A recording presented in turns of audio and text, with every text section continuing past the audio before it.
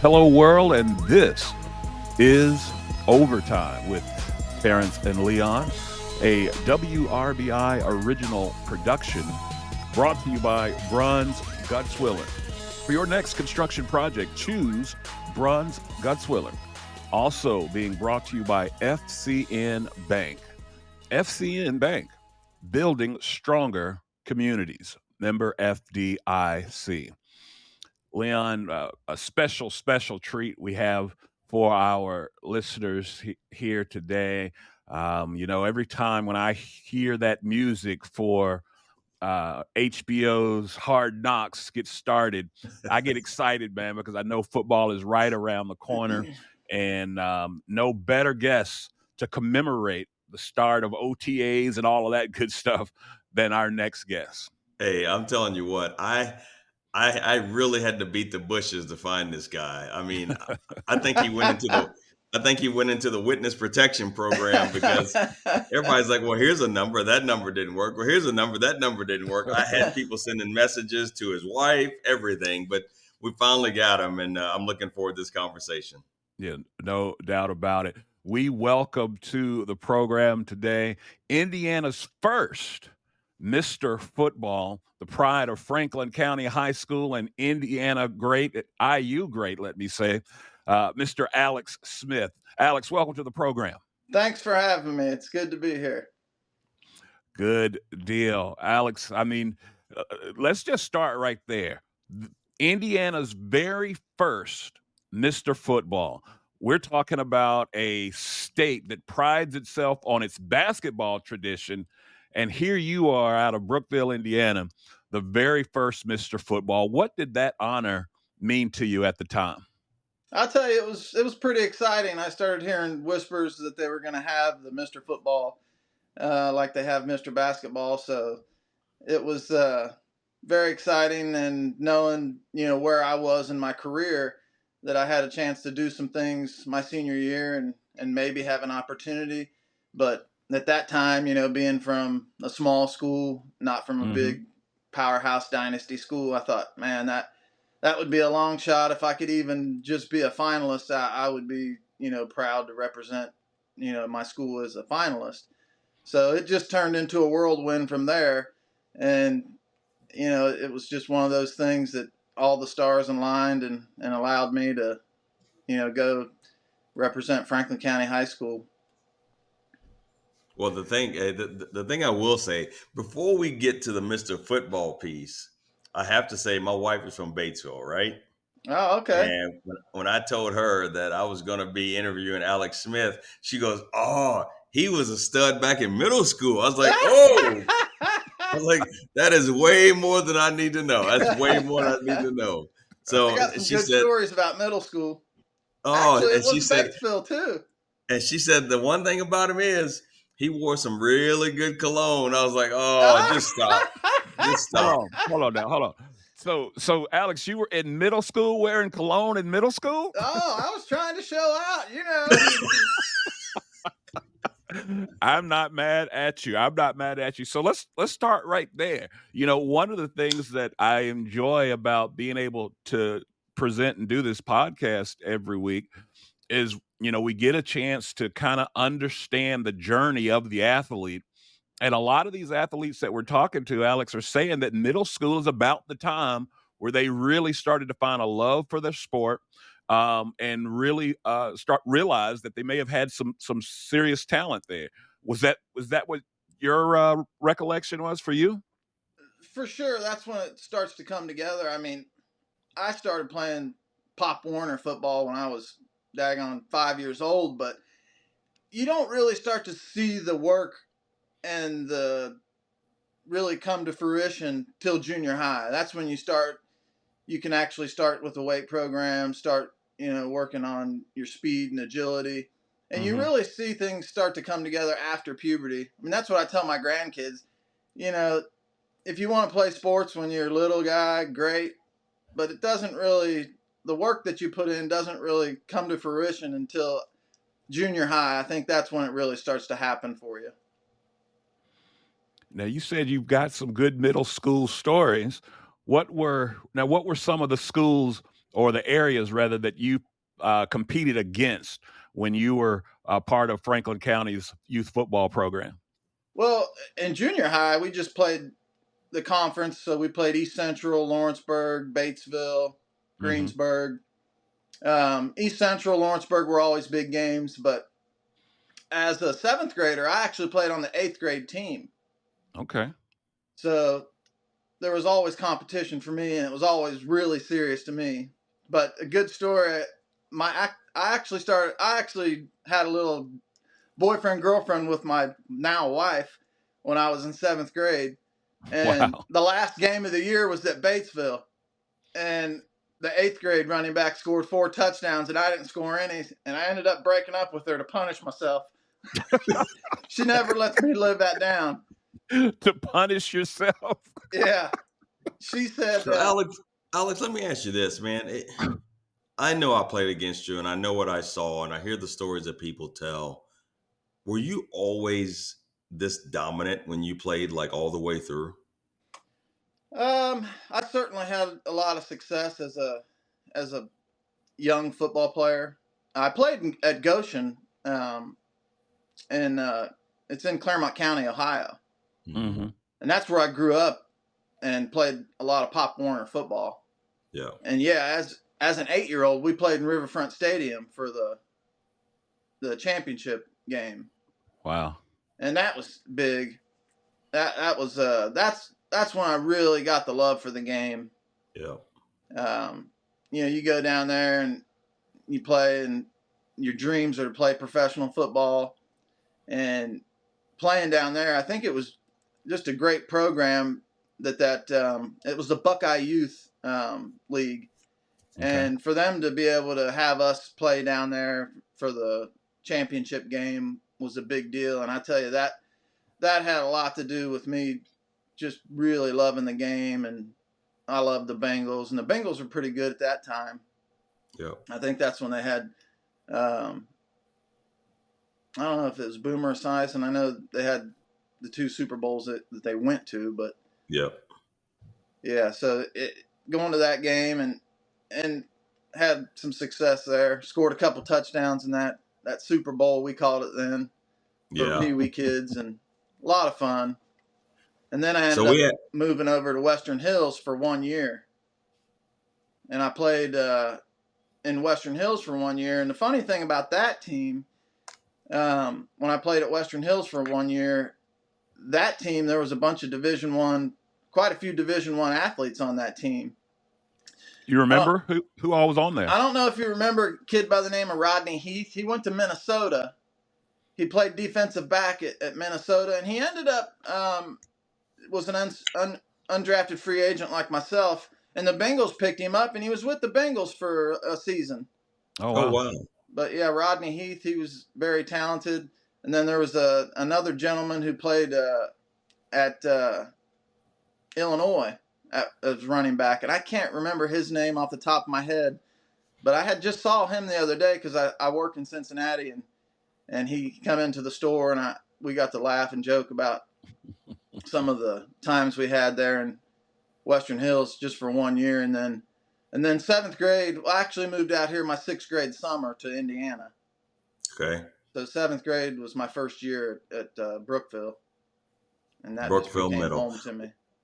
Alex, when did you realize in high school that I'm pretty good at this? Well, like a lot of young kids, I mean, I probably thought I was a little better than I was. But I always would get the paper because back in the day, we always got the newspaper. So when I got to high school, I started following the leading rushers. Mm. And then as soon as we got knocked out of the playoffs, I would go watch them play.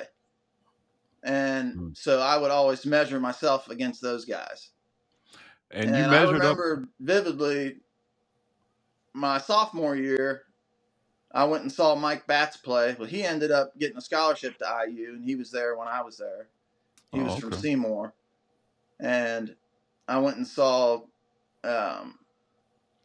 Cameron Smith play from Ben Davis, and they actually played and they had Richmond, and I went and saw Ben Davis play Richmond, and Cameron Smith was playing, and then another young man, his name was Potts. His last name was Potts.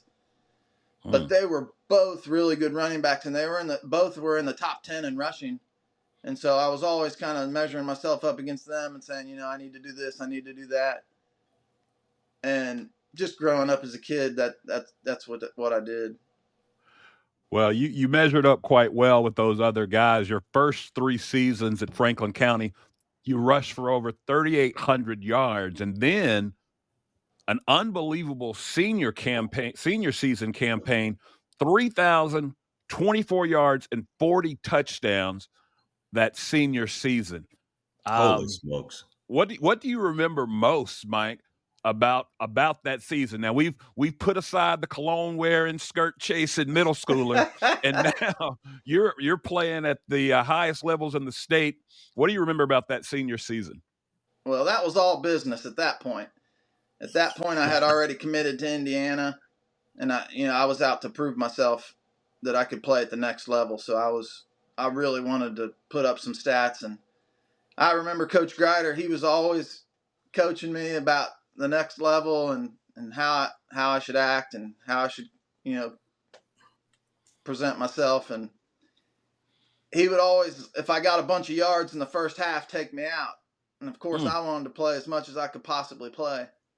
And he took me out of a couple games, which I wasn't super happy about. And we had conversation on the sideline, and those were things that I'll remember for the rest of my life. Coach Grider was great to me, and he was a good mentor to me, and helped me become the man and the player that I eventually became.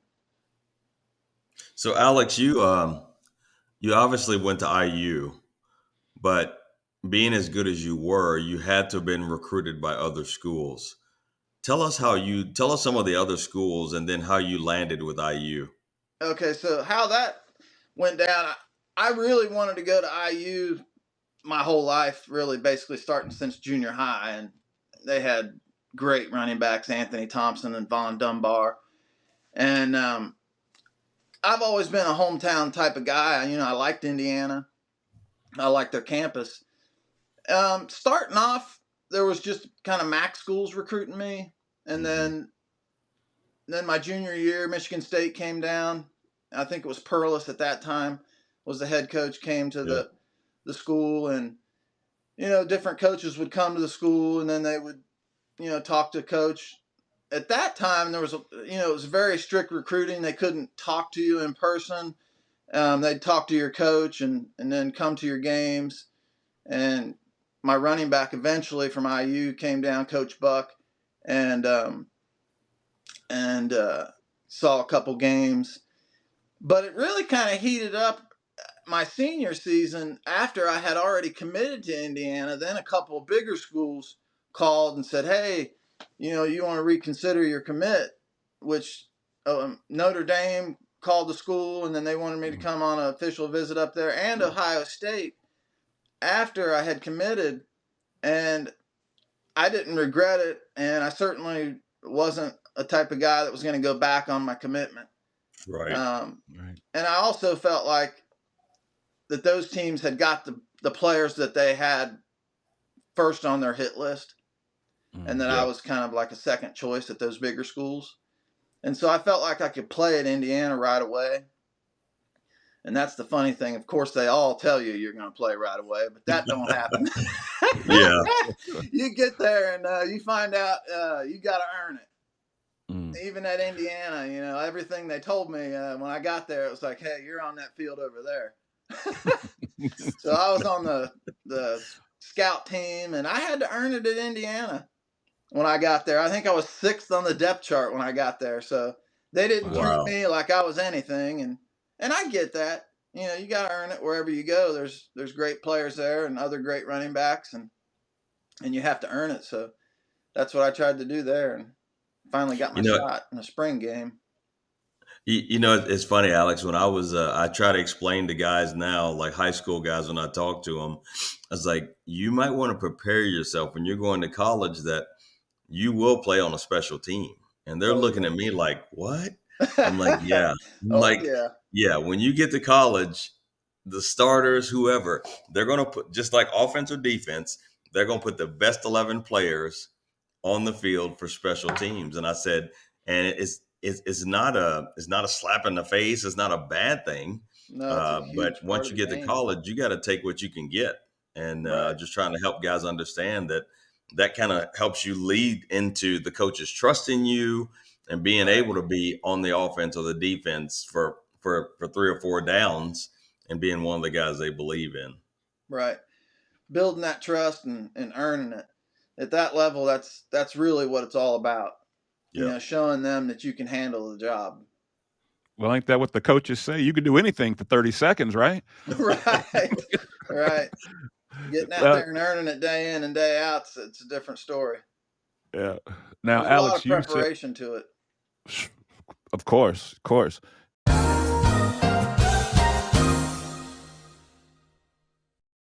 Bruns Guts Willer is the right choice for your next construction project. We strive to deliver unparalleled service to our clients by focusing on craftsmanship and quality. Our core values of integrity, professionalism, and fair pricing all but ensures our clients receive the best possible experience. Whether it's commercial construction, remodeling an existing space, or even building a luxurious home, we offer a comprehensive suite of construction management services. So before you break ground, give us a call at 812-934-2105. Bruns Guts Willer, building a better future for southeastern Indiana for over 100 years.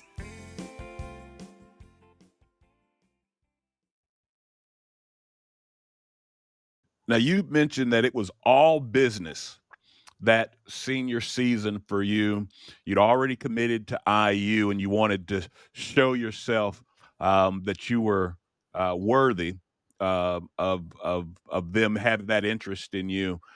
Give us, if you would, kind of walk us through what your week was like that senior season. What was it like for Alex Smith when you're going through that world record season, 3,000-yard, 40 touchdown season? What was a week like with Alex Smith? It was exciting because there was always interviews going on, papers coming to interview me, and then once the season got rolling, then we had TV crews showing up all the time.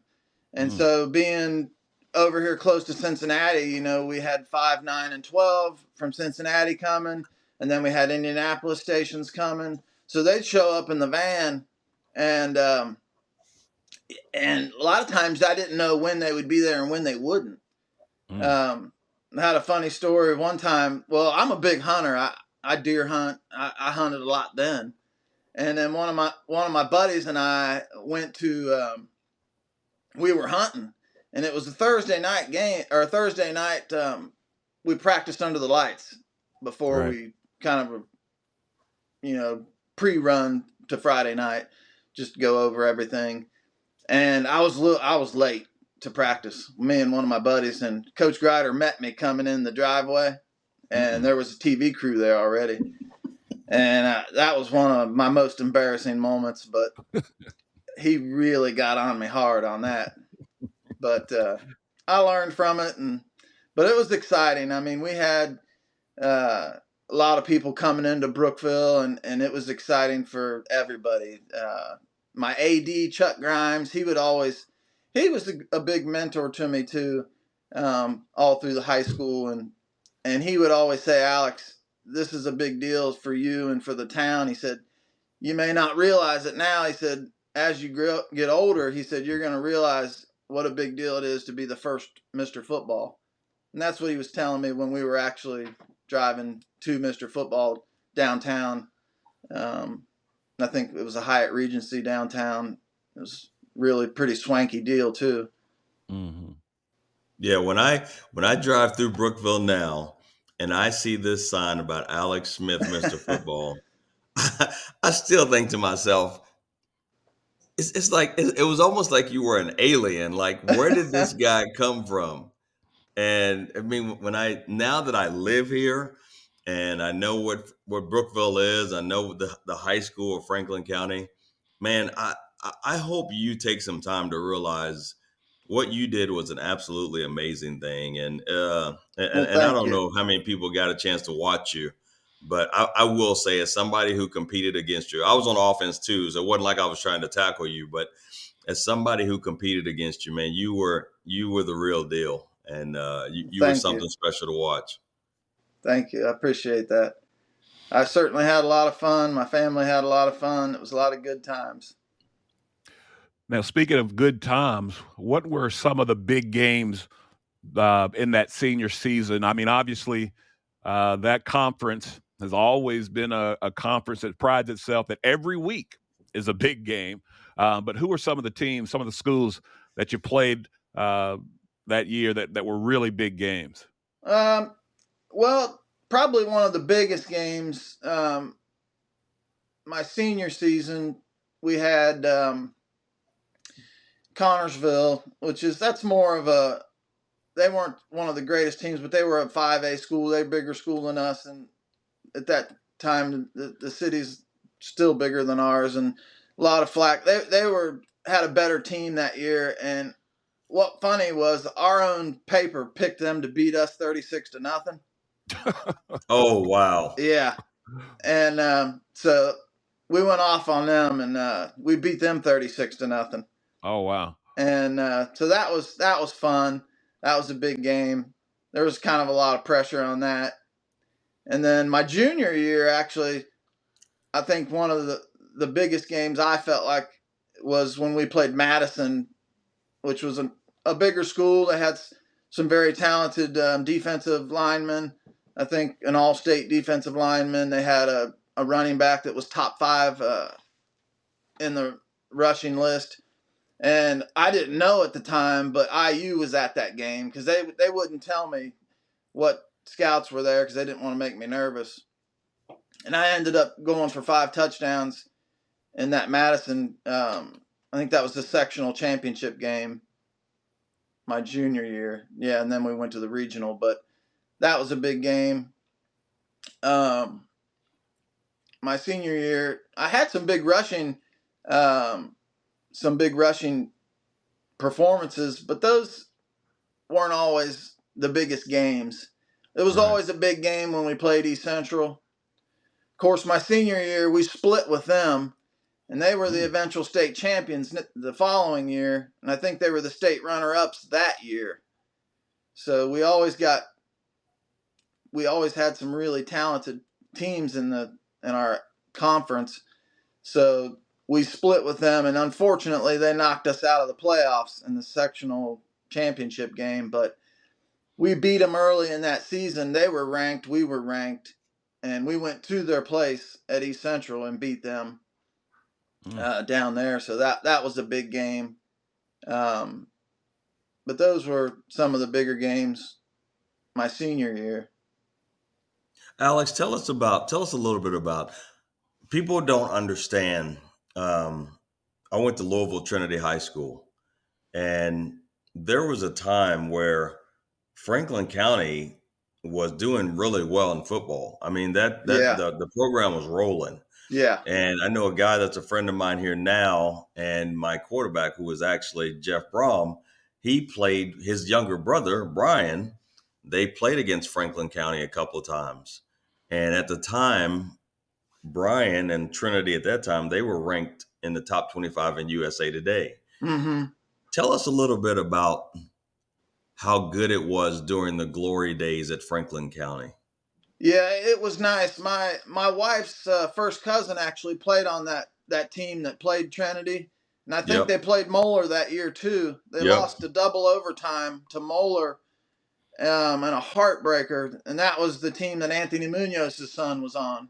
Yeah. And they were ranked in the nation as well. And that was in our heyday. That was, a few years after I had went to college, and that's all credited to Coach Grider.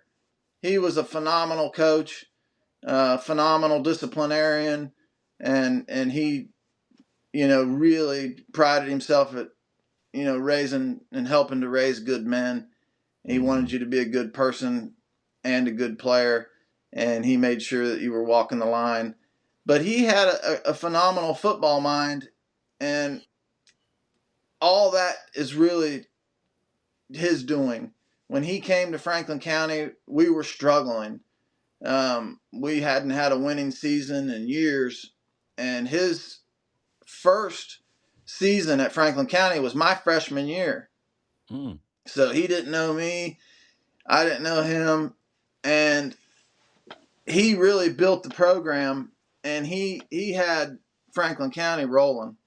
Yeah. He had the feeder system rolling, and that's big, getting these young kids interested in football at a young age, and just so they know their way around things and know how it works and what to expect, so it's not quite such a shock on them when they get to junior high and high school.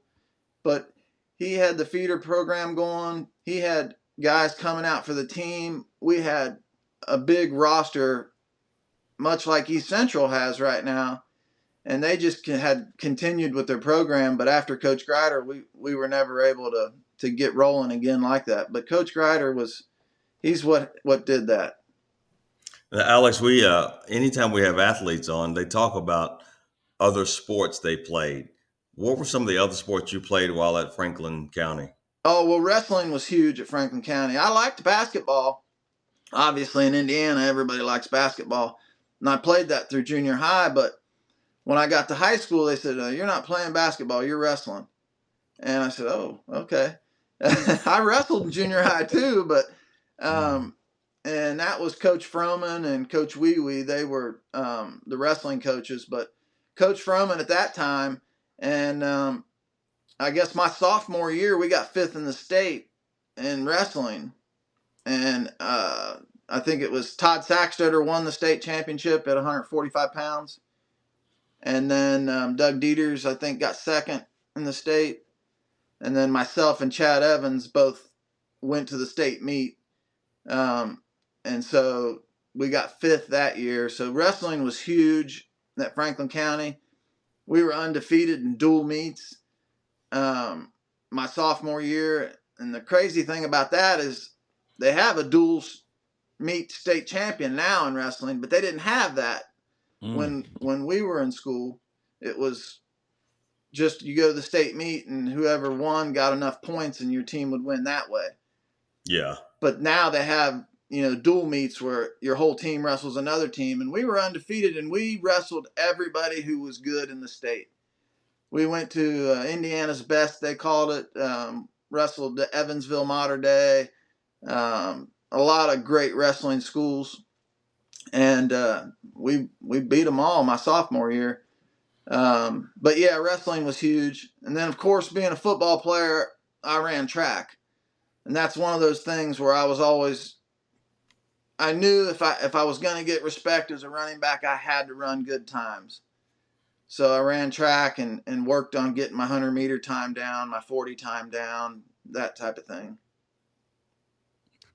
How often do you get a chance to get back to Franklin County, take in a game? I haven't taken in many games here recently. I did go to one last year because I have my wife's first cousin. Her son is on the team, and he's a very good player. Mm-hmm. And so I did go to one. I'd probably like to go to more, but I usually am working on Friday night, so I don't have a chance to. Right. But I certainly love Franklin County and I love the sports. I'd like to go to see more games if I had time. Yeah, beautiful facility that they have out there now. They put turf in, I think it was last year. Yeah. So, I'm looking forward to going there this year after all the renovations will be complete and seeing the stadium for the first time with all the renovations done. Yeah, it's beautiful. The things they've done, I think, are going to be good for the program.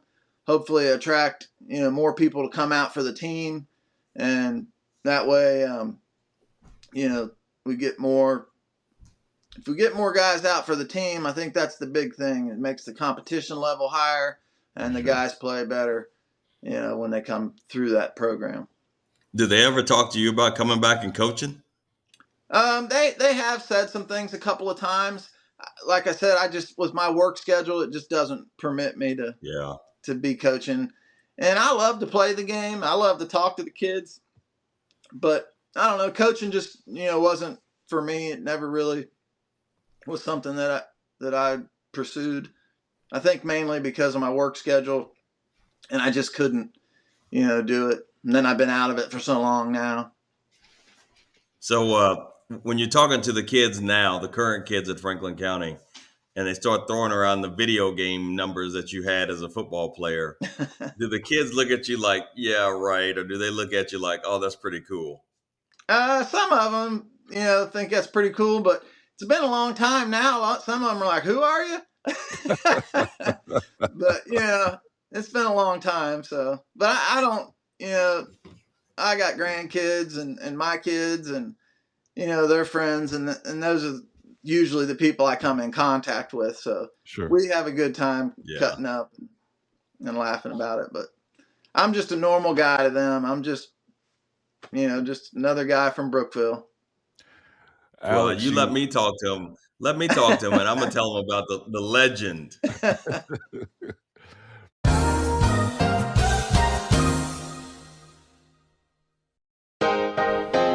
You know, Leon, one of the things that I like most about working and living in Batesville, it's the community. Batesville has a little something for everyone, and FCN Bank is the exact same way. Whether it's my personal or business needs, FCN offered me an array of banking products and services that would fit my every banking need. Don't take my word for it. You should check it out yourself at www.fcnbank.com. FCN Bank, building stronger communities. Member FDIC.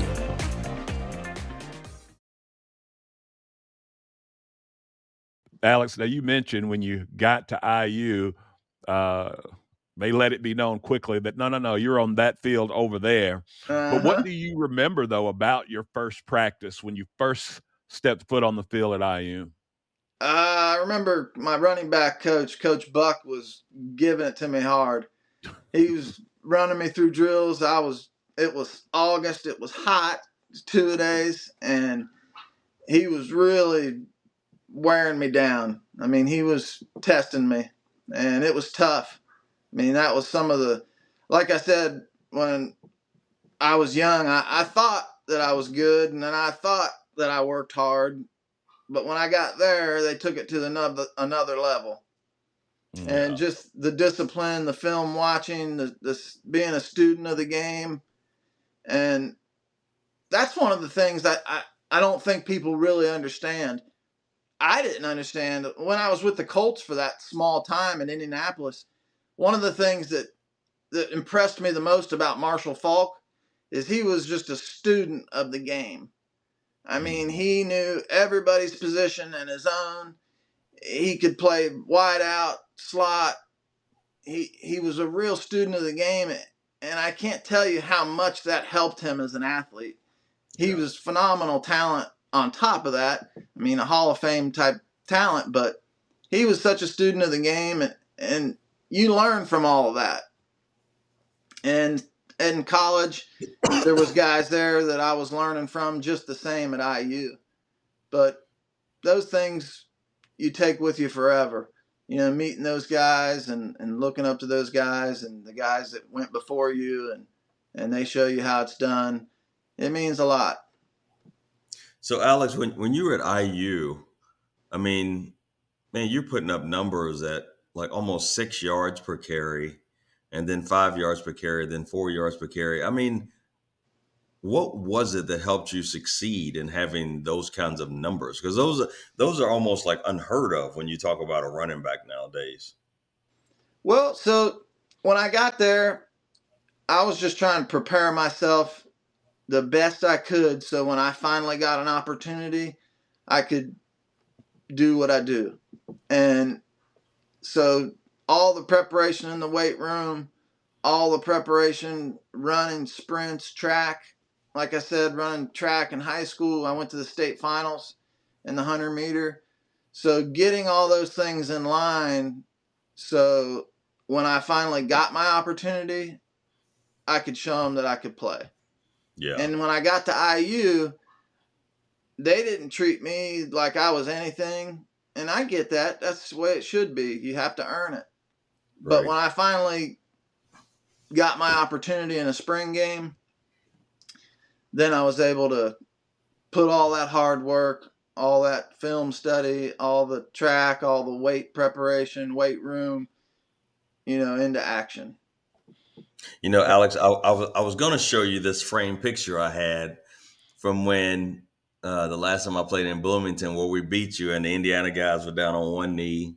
I'm sure some of them were crying tears of we just lost to Kentucky. But I wanted to show you that because that was I think out of 4 years, that might have been the only time we beat IU. Please don't say anything, Terrence. I don't need you to make any comments.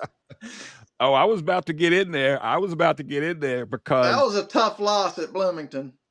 Yeah. Well, Alex, he made mention of that spring game. So in that spring game, he carried the rock 20 times for 197. Okay, now this is all as a freshman, and he went over 200 yards 3 different times. 245 at Purdue, 232 at Iowa, and 221 at Kentucky. Oh, here we go. We just had to slide. We just had to slide that in there. I still can remember Melvin Johnson chasing me down the field. He was quite a player. Wow. Yes, he was. I mean, he ended up playing at the next level.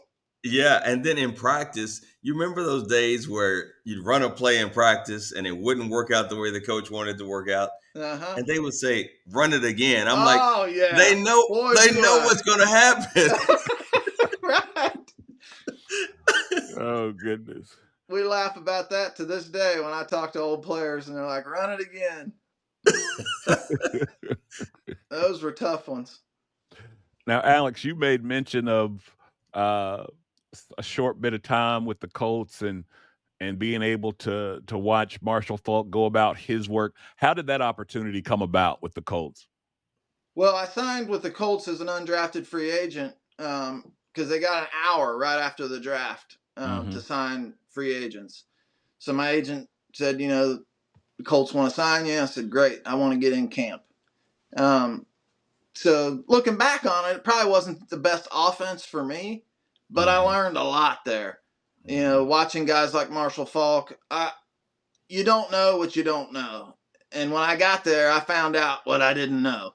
And so I think the coach there, running back coach, was Gene Huey.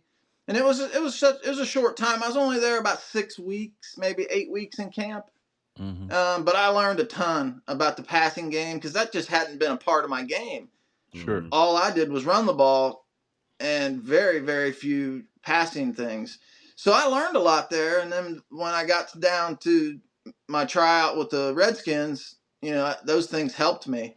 So every bit of information that I could learn off guys like Marshall and pick up and every little technique that they used to get open, they actually laughed at me. My running back coach, Gene Huey, said, no wonder you can't get open. You're doing everything wrong. And I said, all right. Well, I learned and I got better at it. But that's just part of it. That's part of growing as an athlete.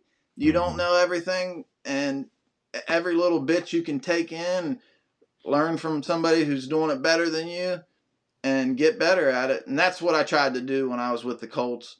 Obviously, I knew, I had a Hall of Fame running back in front of me.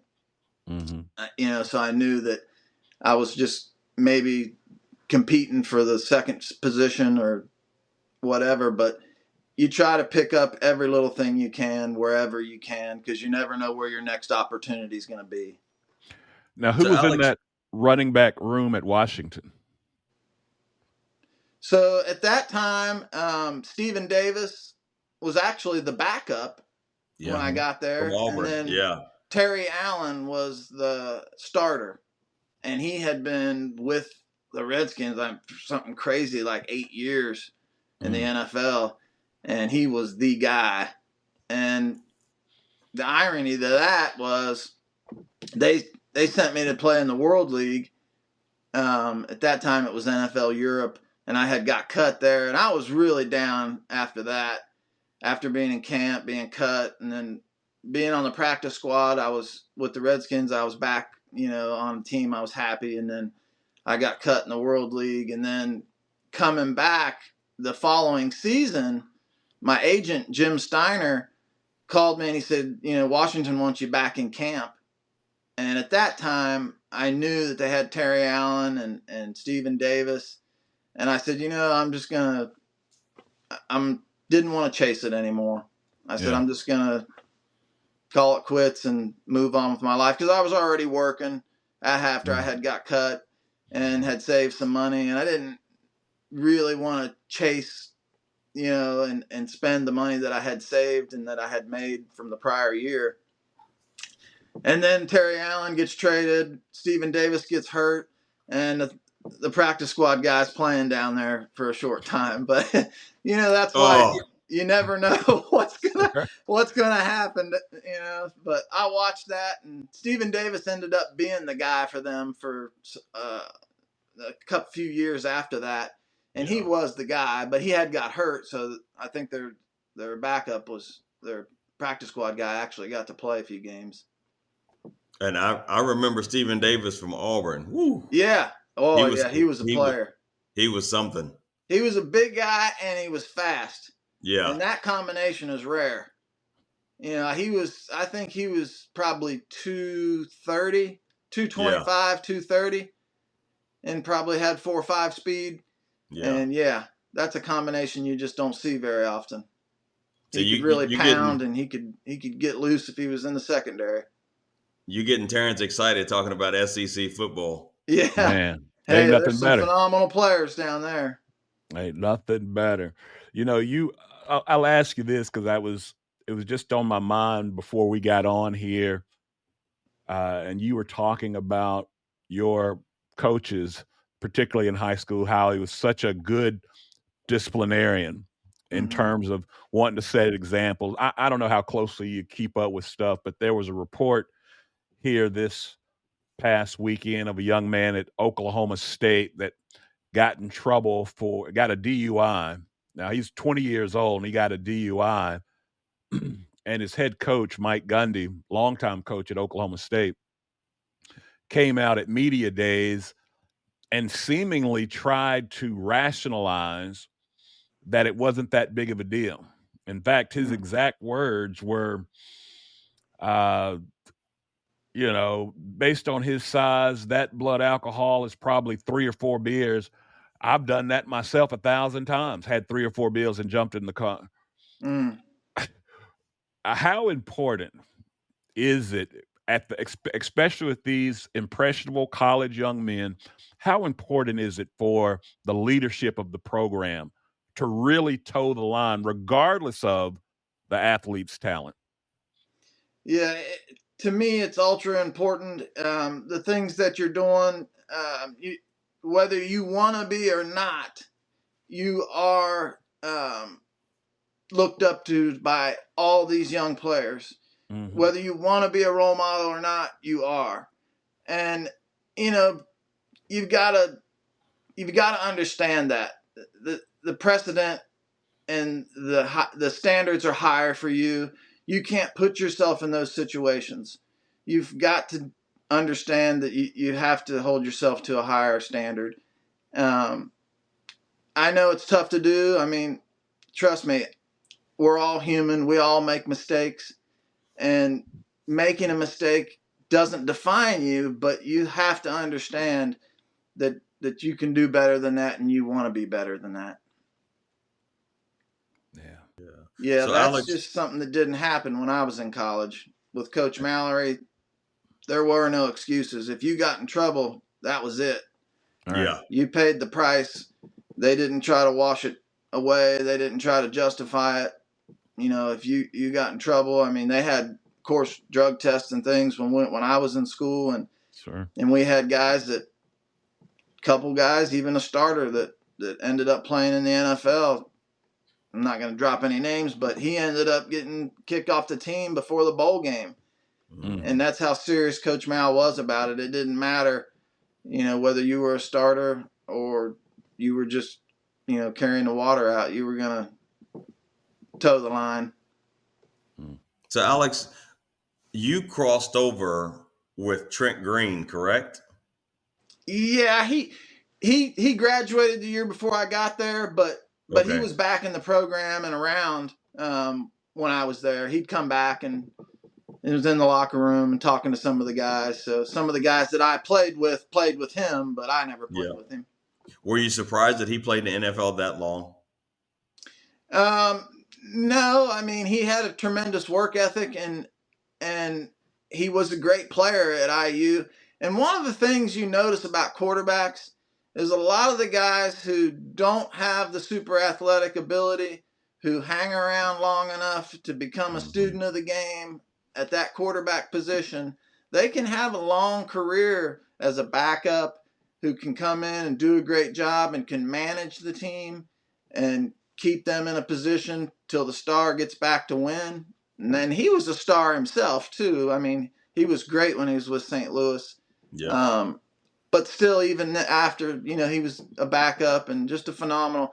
And I know coming from IU and playing for Coach Mallory, you're going to have a work ethic when you come out of that program. Yeah. And I know he had that.